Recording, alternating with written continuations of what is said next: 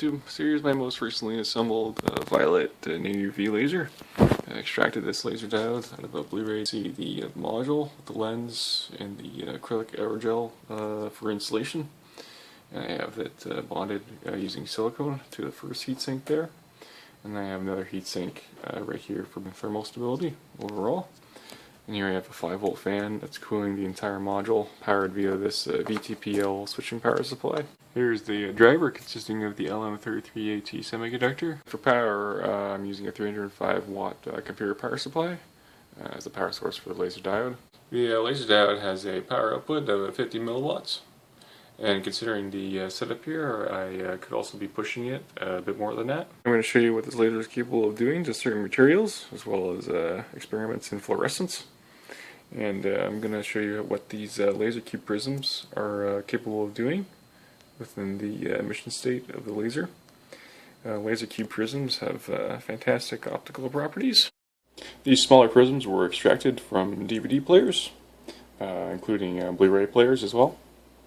This big one here is actually built for 405 nanometer to 450 nanometer laser diodes, so that should work really, really well for further experiments.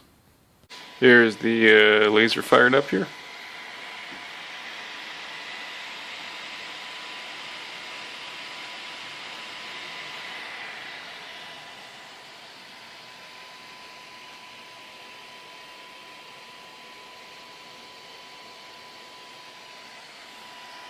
Here's a match.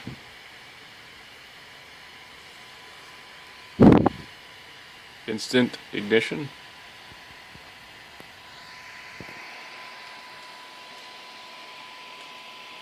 Yeah, that's a very intense beam. I wouldn't even want to stick my hand in there, because that would hurt.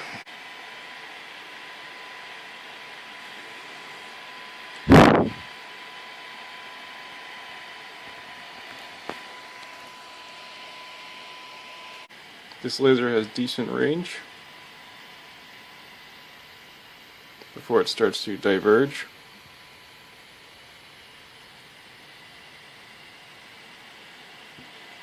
Let's see how fast this laser can ignite 3 matches.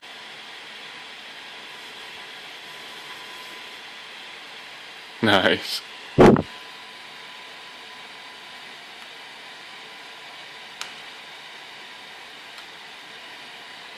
A jar of fluorescence.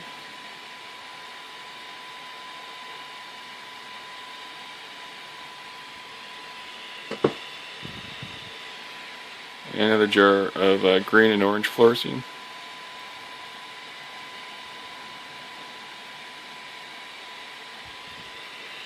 Orange fluorescence. As well as burning the paper.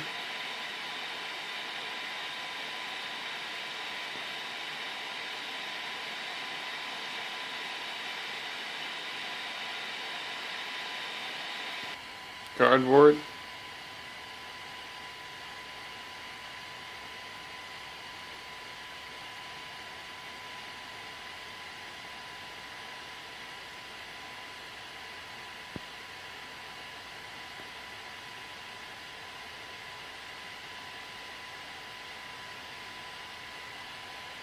White fluorescence.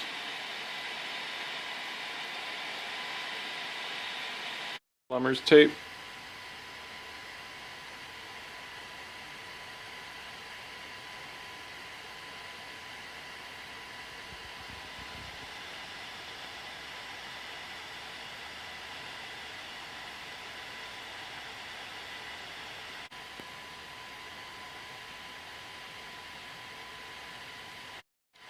Red vinyl tape.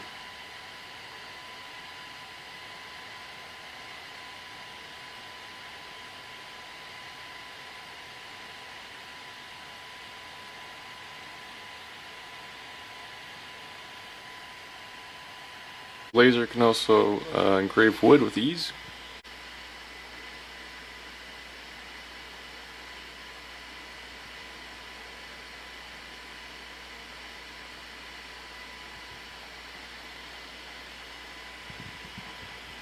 Now I'm going to show you some of the optical properties of this combining laser cube prism, specifically for 405 nanometers of laser light.